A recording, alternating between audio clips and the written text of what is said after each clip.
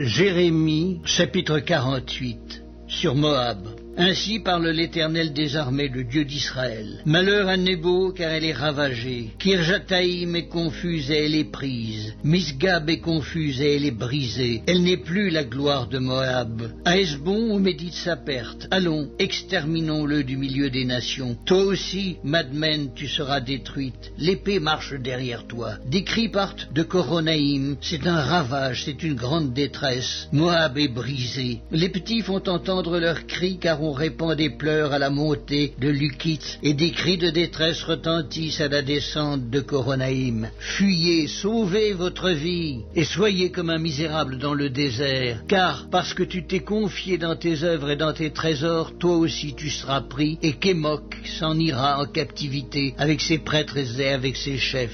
Le dévastateur entrera dans chaque ville, et aucune ville n'échappera. La vallée périra, et la plaine sera détruite. Comme l'Éternel l'a dit, donnez des ailes à Moab, et qu'il parte au vol. Ces villes seront réduites en désert, et n'auront plus d'habitants. Maudit soit celui qui fait avec négligence l'œuvre de l'Éternel. Maudit soit celui qui éloigne son épée du carnage. La ruine de Moab est près d'arriver, son malheur vient en grande hâte. Lamentez-vous sur lui, vous tous qui l'environnez, vous tous qui connaissez son nom. Dites, comment ce sceptre puissant a-t-il été brisé, ce bâton majestueux? Descends du séjour de la gloire, assieds-toi sur la terre desséchée, habitante, fille de Dibon, car le dévastateur de Moab monte contre toi. Il détruit tes forteresses. Tiens-toi sur le chemin et regarde, habitante d'Aroër. Interroge le fuyard, le réchappé. Demande, qu'est-il arrivé? Moab est confus, car il est brisé. Poussez des gémissements et des cris, publiez sur l'Arnon que Moab est ravagé.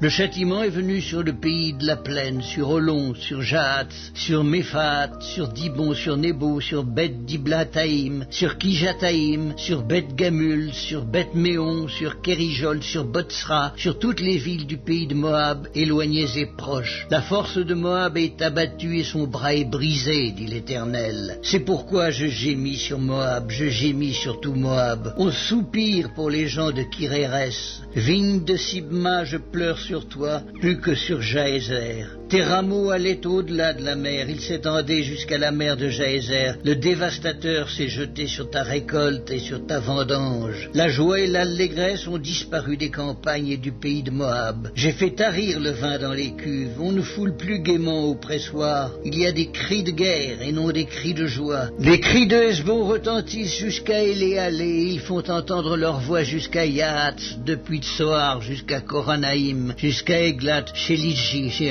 car les eaux de Nimrim sont aussi ravagées. Je veux en finir dans Moab, dit l'Éternel, avec celui qui monte sur les hauts lieux et qui offre de l'encens à son Dieu. Aussi mon cœur gémit comme une flûte sur Moab, mon cœur gémit comme une flûte sur les gens de Kirérès, parce que tous les biens qu'ils ont amassés sont perdus, toutes les têtes sont rasées, toutes les barbes sont coupées, sur toutes les mains il y a des incisions et sur les reins des sacs. Sur tous les toits de Moab et dans ses places, ce ne sont que lamentations, parce que j'ai brisé Moab comme un vase qui n'a pas de prix, dit l'Éternel. Comme il est brisé, poussez des gémissements, car Moab tourne honteusement le dos. Moab devient un objet de raillerie et d'effroi pour tous ceux qui l'environnent. Malheur à toi, Moab, le peuple de Kémok est perdu, car tes fils sont emmenés captifs et tes filles captives. Mais je ramènerai les captifs de Moab dans la suite des temps, dit l'Éternel. Tel est le jugement sur Moab.